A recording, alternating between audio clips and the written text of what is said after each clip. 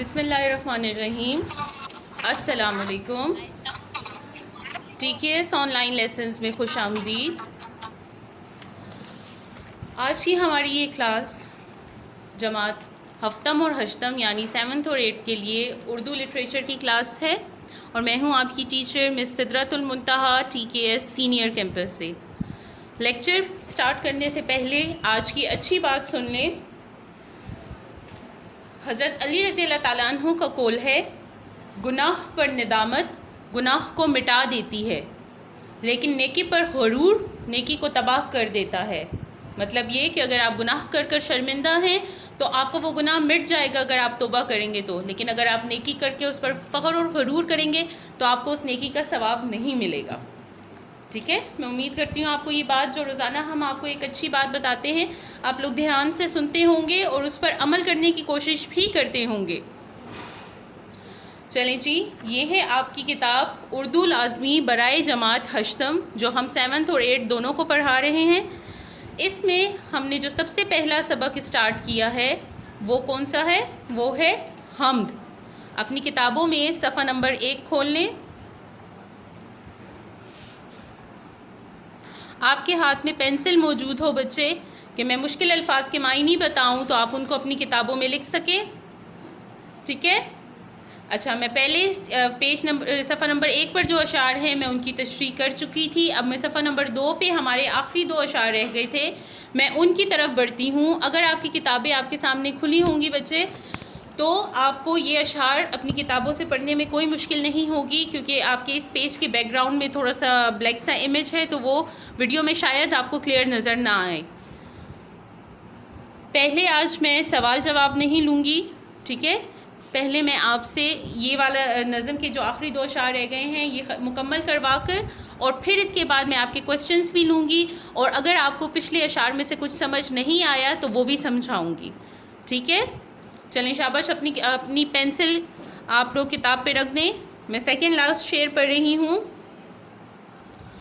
ہے پاس دوستوں کے تیری یہی نشانی، ہے پاس دوستوں کے تیری یہی نشانی، یا رب کبھی نہ پائے زخم اندمال تیرا. اندمال کا مطلب میں آپ کو اس دن بتا چکی ہوں، دوبارہ سے آپ کے سامنے رکھ رہی ہوں. اپنی کتاب میں اس دن جو جو نہیں موجود تھا یا جس نے نہیں لکھا وہ لکھ لے. اندمال کا معنی ہے زخم کا بھرنا.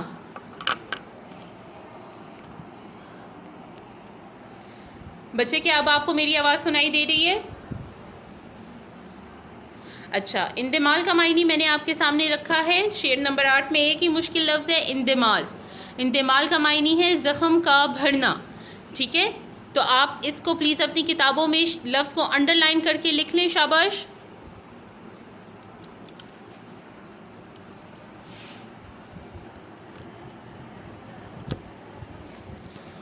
میں امید کرتی ہوں کہ آپ اپنی کتاب میں اس کا معنی لکھ چکے ہوں گے.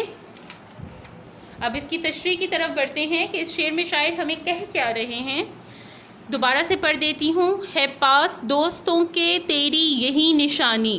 دوست، اللہ کے دوست کون ہوتے ہیں بیٹا؟ اللہ کے دوست وہ لوگ ہوتے ہیں جو اللہ تعالیٰ کی عبادت کرتے ہیں اچھے سے، اللہ تعالیٰ کا حکم مانتے ہیں، اللہ تعالیٰ کے کہے کے مطابق اپنی زندگی گزارتے ہیں، تو پھر اللہ تعالیٰ ان کو اپنا دوست بنا لیتا ہے. جو نماز پڑھتے ہیں، روزے رکھتے ہیں، صبر سے ہر کام کرتے ہیں تو وہ اللہ تعالیٰ ان کو اپنا دوست بنا لیتا ہے. تو شاعر کیا کہتے ہیں کہ اللہ کے دوستوں کے پاس یہی نشانی ہے. کون سی نشانی؟ اللہ کی محبت. اللہ تعالیٰ کی ذات سے وہ جو محبت کرتے ہیں وہ نشانی ہے. یہ ان کی سب سے بڑی دولت ہے اللہ کے دوستوں کی. تو شاعر کہتے ہیں کہ ہمیں دنیا کی مزید کوئی دولت نہیں چاہیے، نہ ہمیں دنیا کی کوئی آسائشیں چاہیے، نہ ہمیں دنیا کی کوئی سہولت چاہیے، نہ دنیا سے ہمیں اور کچھ چاہیے، بلکہ ہمیں کیا چاہیے؟ صرف اللہ تعالیٰ کی محبت اور اللہ تعالیٰ کا ساتھ چاہیے. تو شاعر یہی کہتے ہیں کہ یا رب، اے اللہ، کبھی بھی یہ جو زخم ہے ہمارے دل میں تیری محبت کا، یہ کبھی بھی نہ بڑھے. ہم ساری زندگی صرف تجھ سے محبت کرتے رہیں، تیری عبادت کرتے رہیں، تیرا حکم مانتے رہیں، دنیا کی آسائشوں میں، سہولتوں میں کبھی گم نہ ہوں، اور ایسا نہ ہو کہ ہم اس چیز میں گم ہو جائیں، دنیا میں گم ہو جائیں تو ہم تجھے بھول جائیں۔ بیٹا ایسے ہوتا ہے نا کہ بعض اوقات آپ کو کوئی ٹیسٹ ہوتا ہے یا کچھ ہوتا ہے، لیکن آپ موبائل پہ گیمز میں لگے ہوئے ہوتے ہو تو آپ کو بھول جاتا ہے کہ آپ نے دوسرا کوئی کام بھی کرنا تھا۔ تو اسی طرح دنیا کی آسائشات میں کھو کے، دنیا کی سہولتوں میں کھو کے بعض اوقات ہمیں یہ بھی بھول جاتا ہے کہ ہمیں نماز پڑھنی تھی یا ہمیں کوئی اور کام کرنا تھا، اللہ کا حکم ماننا تھا، یا بعض اوقات ہم خود کو بچانے کے لیے جھوٹ بھی بول لیتے ہیں۔ ایسے بہت سے گناہ ہیں جو ہم کر لیتے ہیں۔ تو شاعر یہی کہتے ہیں کہ میرے دل میں اللہ کی محبت اتنی زیادہ ہو کہ میرا دنیا کی طرف لگاؤ ہی نہ ہو، میرا دنیا کی طرف دھیان ہی نہ جائے، بس میں ہر وقت صرف اللہ کو سوچتا رہوں۔ چلیں جی نظم کے آخری شعر کی طرف بڑھتے ہیں۔ بیگانگی میں حالی یہ رنگ آشنائی، بیگانگی میں حالی یہ رنگ آشنائی، سن سن کے سر دھنیں گے قال اہل حال تیرا۔ اچھا اب میں اس کے مشکل الفاظ کے معنی آپ کے سامنے رکھ رہی ہوں بچے۔ شعر نمبر 9 تھا یہ، اس کے مشکل الفاظ ایک ہے آشنائی۔ آشنائی کہتے ہیں پہچان کو۔ آشنائی کسے کہتے ہیں؟ پہچان کو۔ پہلے آپ اپنی کتاب میں آشنائی کو انڈر لائن کریں اور اس کے اوپر اس کا معنی لکھ دیں پہچان۔ پھر ہے کال۔ کال کہتے ہیں قوال کو، جو قوالی پڑھتے ہیں، ٹھیک ہے؟ کال کہتے ہیں قوال کو، آشنائی کہتے ہیں پہچان کو۔ کتاب میں ان دونوں لفظوں کو انڈر لائن کریں اور ان کا معنی لکھ لیں، شاباش۔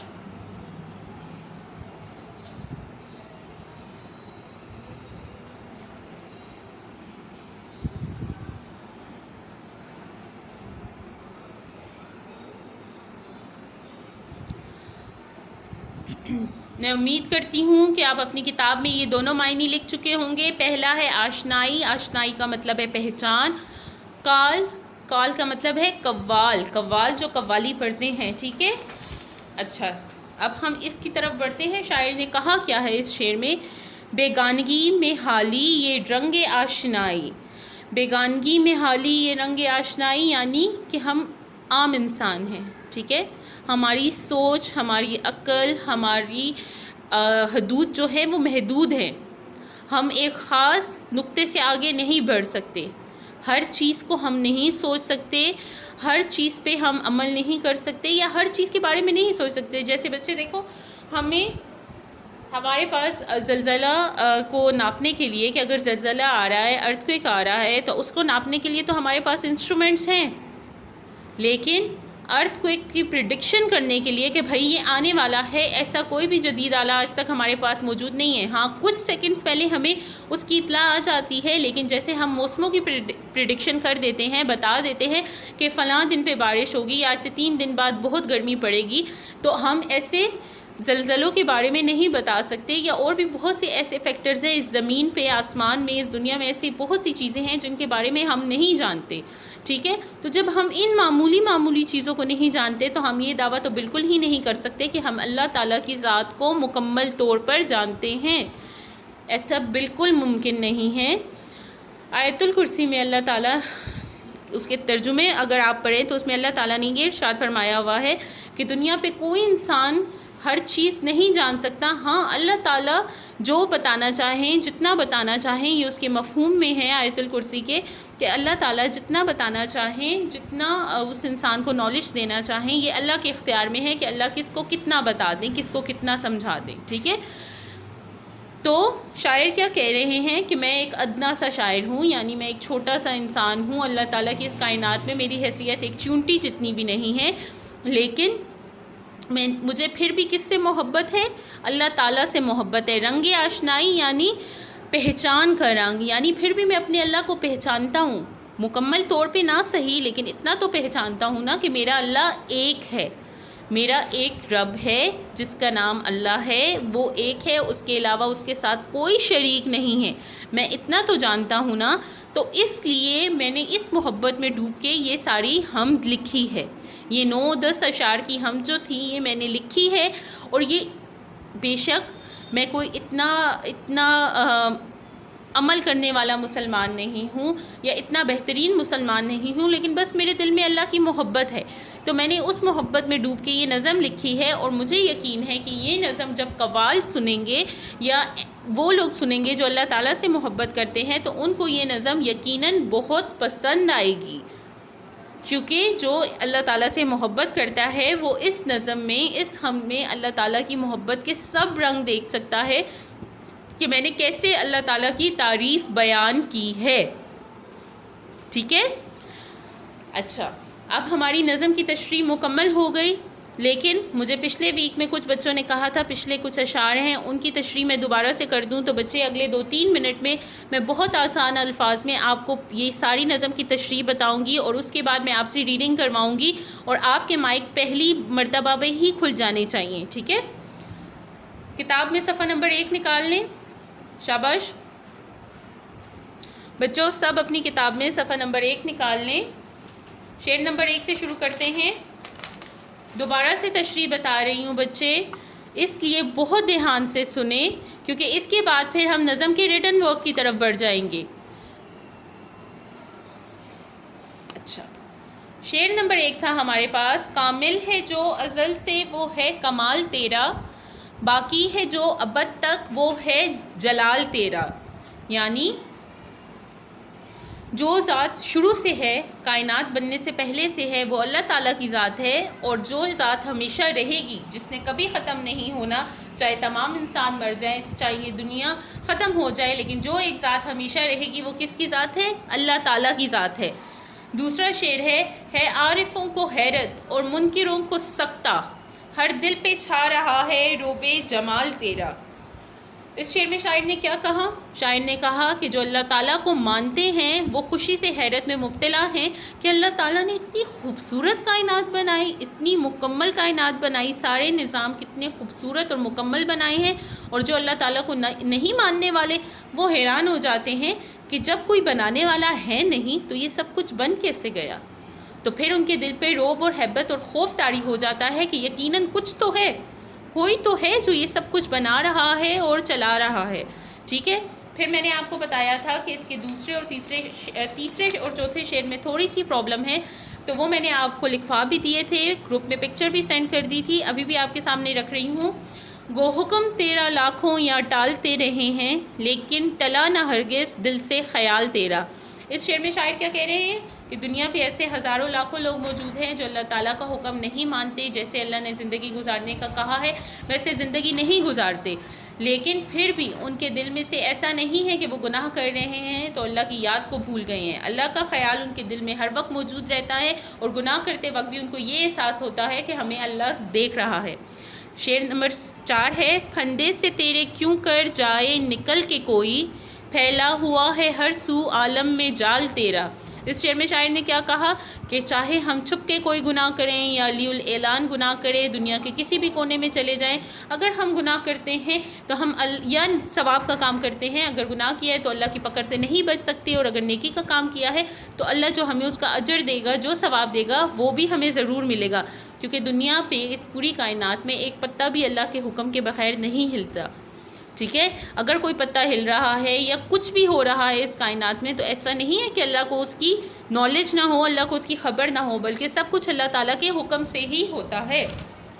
اچھا، شعر نمبر 5 ہے، ان کی نظر میں شوکت جچتی نہیں کسی کی، آنکھوں میں بس رہا ہے جن کی جلال تیرا۔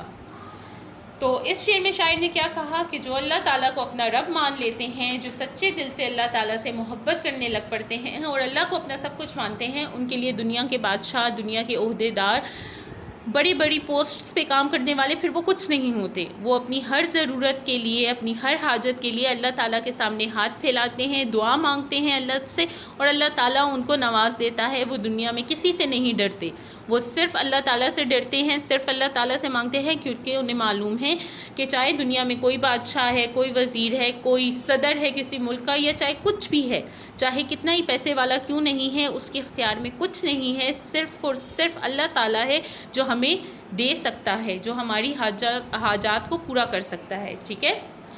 اگلا شعر ہے، دل ہو کہ جان تجھ سے کیوں کر عزیز رکھیے، دل ہے سو چیز تیری جاں ہے سو مال تیرا۔ اس شعر میں شاعر کیا کہہ رہے تھے؟ شاعر کہہ رہے تھے کہ چاہے یہ زندگی ہے، یہ مال و دولت ہے، یہ دل ہے، یہ سب کچھ ہمیں اللہ نے تو دیا ہے، دل میں بسنے والی خواہشیں، امنگیں، یہ سب کچھ اللہ تعالیٰ کی عطا کرتا ہے، تو مجھے ان میں سے کچھ بھی عزیز نہیں ہے۔ اگر مجھے کبھی موقع ملے زندگی میں تو میں اپنی جان، اپنی مال، اپنی خواہشات سب کچھ اللہ کے راستے میں قربان کر دوں گا، کیونکہ یہ اللہ تعالیٰ کی ہی امانتیں ہیں، ٹھیک ہے پورے سال سے دل اس کا کبھی زیادہ رکھتے ہیں آسرا یا جو پیر زال تیرا۔ اس شعر میں شاعر کیا کہہ رہے ہیں؟ پورے سال کا مطلب میں نے آپ کو بتایا تھا، ایک جوان پہلوان، رستم پہلوان جو تھا، ٹھیک ہے، تو شاعر نے کیا کہا ہے کہ ایک طرف ایک جوان انسان ہے جو بہت مضبوط، بہت توانا اور بہت طاقت رکھتا ہے، اور دوسری طرف پیر زال ہے، یعنی ایک بوڑھا انسان ہے جس کے بالوں میں سفیدی اتر چکی ہے، جو اپنا کام بھی ٹھیک طریقے سے نہیں کر سکتا خود سے، وہ اتنا ضعیف ہو چکا ہے، اتنا کمزور ہو چکا ہے، لیکن اگر اس بوڑھے انسان میں اللہ تعالیٰ کی محبت ہے، اس کے دل میں اللہ تعالیٰ کی محبت ہے، وہ اللہ کو اپنا رب مانتا ہے، تو وہ اس پہلوان سے زیادہ مضبوط ہے، زیادہ طاقتور ہے، کیونکہ اس کے پاس کون سی طاقت ہے؟ اللہ کی محبت کی طاقت ہے، ایمان کی طاقت ہے، ٹھیک ہے۔ سیکنڈ لاسٹ شعر ہے پاس دوستوں کے تیری یہی نشانی، یا رب کبھی نہ پائے زخم اندمال تیرا، یعنی ہم دوستوں کی، اللہ تعالیٰ کی جو ولی ہیں، ولی کہتے ہیں دوست کو، تو جو اللہ تعالیٰ کے دوست ہیں، جو واقعی میں اللہ کے قریب ہیں، جو اللہ تعالیٰ کی عبادت ایسے طریقے سے کرتے ہیں جیسا اس عبادت کا اللہ تعالیٰ کا حق ہے، جو اللہ تعالیٰ کو ایسے رب مانتے ہیں جیسے ریکوائرمنٹ ہے، ٹھیک ہے، تو وہ کہتے ہیں کہ ہمیں دنیا کی آسائشوں میں اے اللہ کبھی گم نہ کرنا، بلکہ ہمیں اپنی محبت میں ہی مصروف رکھنا، کیونکہ اگر ہم ایک دفعہ دنیا کی طرف چلے گئے تو یہ دنیا، اس کی خواہشات، اس کی آسائشیں، اس کے آرام جو ہیں ہمیں اپنے آپ میں پھنسا لیں گے، اور ہمیں دنیا نہیں چاہیے، ہمیں صرف اللہ اور اللہ کی محبت چاہیے، ٹھیک ہے۔ آخری شعر ہے بیگانگی میں حالی یہ رنگ آشنائی، سن سن کے سر دھنیں گے کال اہل حال تیرا۔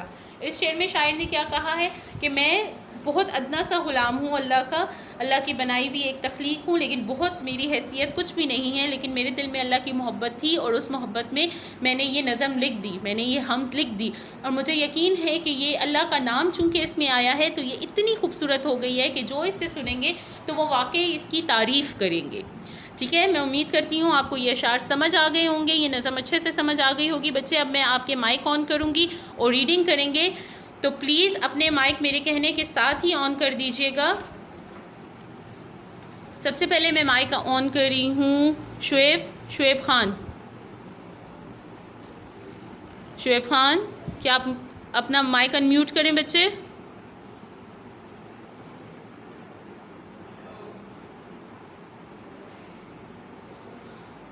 شعیب بچے، مجھے آپ کی آواز نہیں آ رہی۔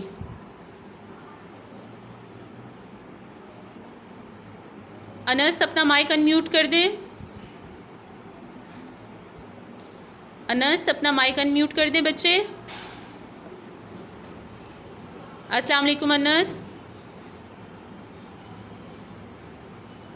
انس، مجھے آپ کی آواز نہیں آ رہی۔ انس، اپنا مائک ان میوٹ کریں بچے۔ انس،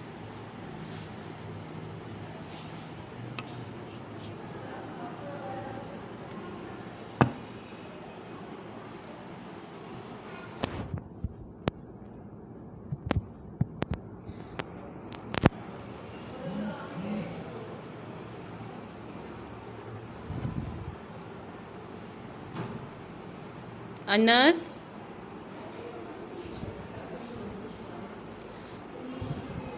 حدیقہ، میں آپ کا مائک ان میوٹ کر رہی ہوں بچے، ان میوٹ یور سیلف۔ السلام علیکم حدیقہ۔ السلام علیکم حدیقہ۔ وعلیکم السلام۔ کیسی ہیں آپ حدیقہ؟ میں ٹھیک ہوں، آپ کیسی ہیں؟ الحمدللہ بچے، اب آپ مجھے پہلا شعر پڑھ کے سنائیں۔ آپ کے پاس کتاب ہے؟ مل ہے جو ازل سے وہ ہے کمال تیرا، باقی ہے جو ابد تک وہ ہے جلال تیرا۔ Very ہے good. کتاب۔ ٹھیک ہے، دوسرا شعر بھی پڑھ دیں بچے۔ عارفوں کو ہے